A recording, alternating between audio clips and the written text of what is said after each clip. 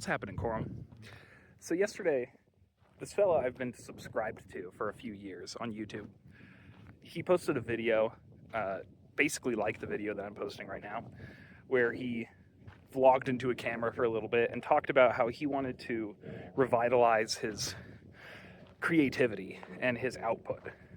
He wanted to create things and to figure out his process, I guess.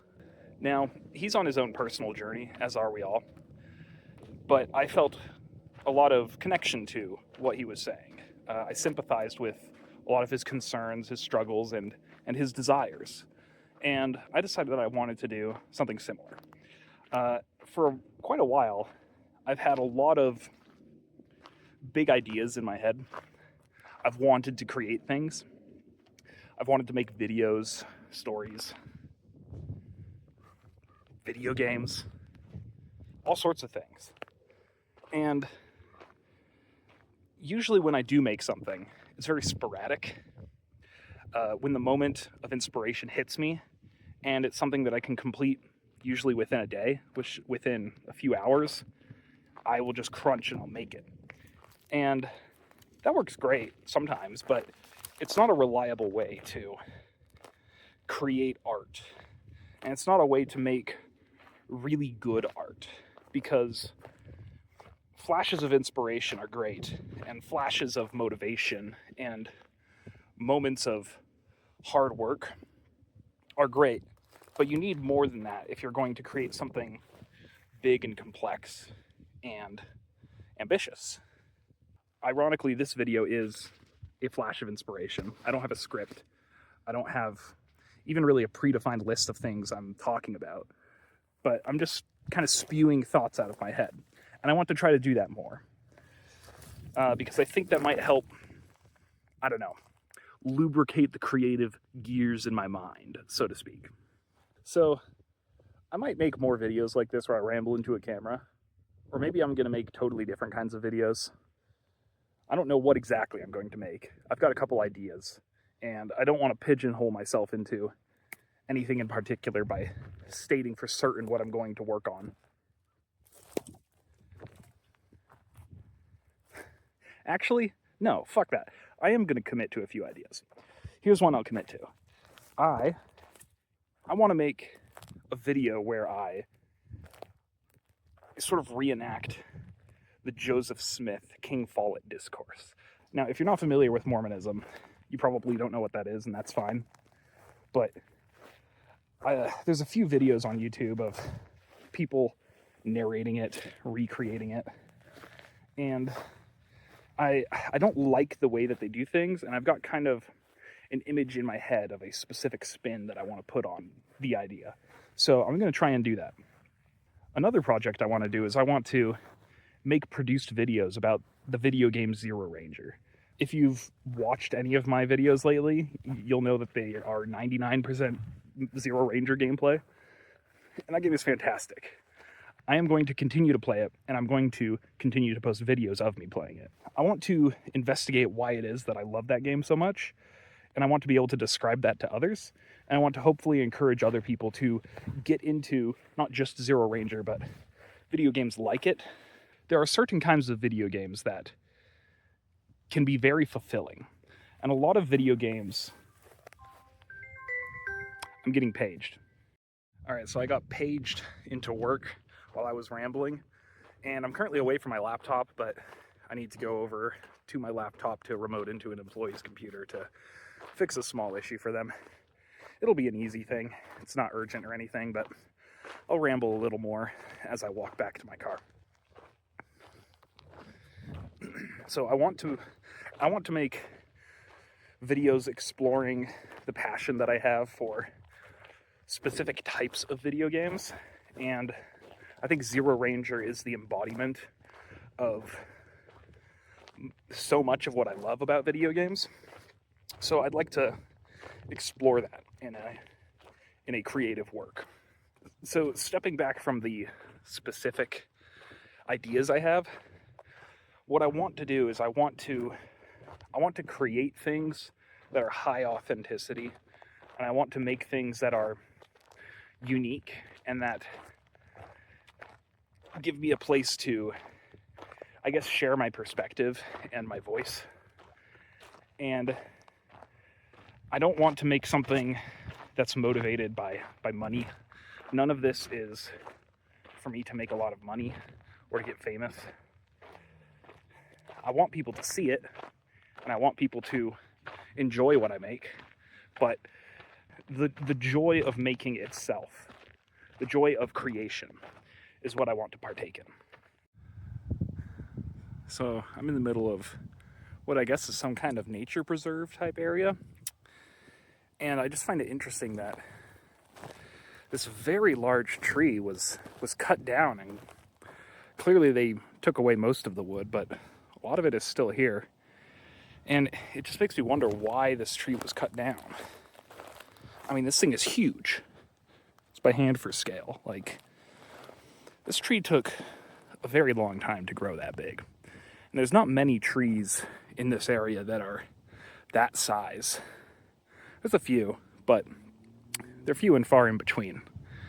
And I just find it kind of ironic that right in the middle of this whole, I guess, kind of nice nature trail area, we've, just essentially destroyed this habitat. I don't know why, for what purpose. Again, this place is just littered with the stumps of trees that we've cut down. And I'm like, why? Maybe there's a reason, but it just feels like wanton destruction to me. This is a nice little memorial in memory of these people. But I have to say, this is a very supremely uncomfortable looking bench. Let's see if that is actually the case. I spoke too soon. It's actually not bad. So I guess the whole point of me making this video is that I want to have something that serves as maybe a starting point. Something that marks the beginning of something new. And I don't know what exactly it's going to look like, but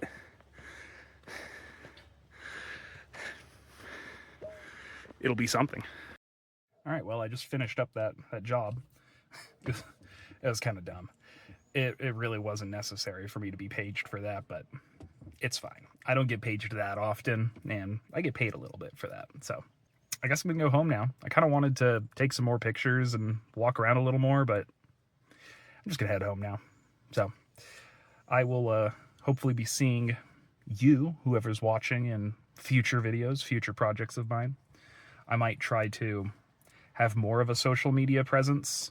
It's kind of rare for people to say, yeah, I want to be on social media more. But for me, it's not that I want to be on social media more. It's that I want to have creative output, and I want to have people see it. I want people to be able to see what I create. And in order for people to see what I create, I have to be present online in some form. So watch out for that. And see you later. So I was on my way home and I decided I wanted to do a little more walking. So I pulled over and stopped by a different trail. Got myself a overpriced Starbucks drink. It's a really nice day out. And beyond the creative projects that I want to do, I also want to get out more because I love the outdoors. I love nature. I love astronomy, the night sky. And I live in a very beautiful region, and I want to enjoy that more. And maybe rambling into a camera while I do it will motivate me to do it more often. So I just want to say this wooden fish thing on this playground is fucking awesome. I would love this as a kid. Like these big rope climbing things, those are cool, but they wouldn't interest me like this would. There's so much inauthenticity in the world. People putting on a face, doing what they feel like others expect them to do. And I get it. I do that a lot. I think there's very few people who can be truly authentic 100% of the time. And that's a real shame. I wish that everybody could be authentic 100% of the time. I wish that others wouldn't be so judgmental so so ready to look down upon others. But, you know, a lot of that is human nature. A lot of that is the society that we live in. And I alone can't change either of those things. The best that you or I, or really anybody, can do is try to spread a little joy to the people in your life. Make the world 0.0000005% better. That's the most any of us can really do. You know, my perspective has changed a lot over the last 10 years. I'm 27 years old. I was raised Mormon, and that influenced my upbringing quite a bit. I wasn't just raised Mormon, I was raised in an environment where Mormonism was the norm, where it was assumed. It wasn't easy for me to learn the ways that the world is more complex than I thought when I was young. I was taught growing up that the Church of Jesus Christ of Latter-day Saints had all of the answers, that they had the truth, the capital T truth. And when I realized that that simply was not the case, it very much took a foundational stone of my perception and understanding of the world out from underneath me, and it essentially forced me to question everything I ever knew, and to think about the ways in which people force themselves to believe certain things because they think it's the right thing to do, because they think they ought to do it. I think about Mormonism a lot. In fact, I actually think about it more after I became an ex-Mormon than I did as a believer. Because as a believer, it was just sort of diffused into my life, into my culture. It was something I believed because that was the ambient belief in my environment.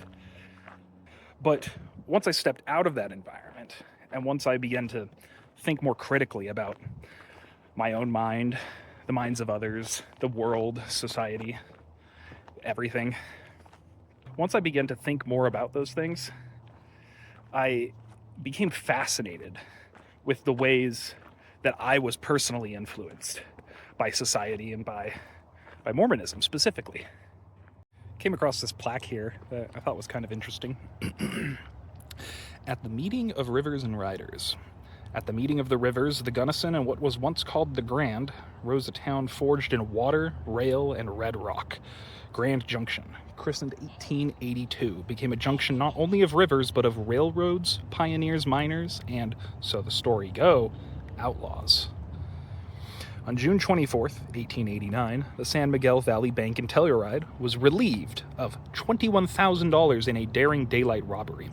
It was the first major heist pulled by a young cowboy named Robert Leroy Parker, soon to be known as Butch Cassidy. With him rode Matt Warner, an outlaw from Diamond Mountain, and Tom McCarty, whose trail always ran cold. They escaped using fresh horses staged along the trail, a tactic so smooth it became the signature of Cassidy's future gang, the Wild Bunch. This wasn't just a robbery. It was the opening chapter in one of the West's most storied criminal careers. Like most tales of the outlaw trail, when man manages to evade law, no definitive proof can be given that Cassidy, Warner, or McCarty passed through Grand Valley during their getaway. But it has long been said, dust from their horses' hooves settled here, if only for a night. This plaque was erected by the ancient and honorable order of E. Clampus Vitus, that the legend may outlive the man. Dedicated August 9th, 2025, and year of the order 6030. Robert Leroy Parker, number 1889, in memory of ZNGH Gary Parrott. So I thought that plaque was kind of interesting because not only are we not in Telluride, but according to the plaque itself, there is no evidence that Butch Cassidy passed through here. Legend says the dust from his horses settled here, if only for a night. And it's like, what are we even commemorating here if you're just effectively speculating that he passed through here once? I don't really understand. And I'm wondering if I look into that honorable order group, whatever they are, if it will start to make more sense. So maybe I'll do that.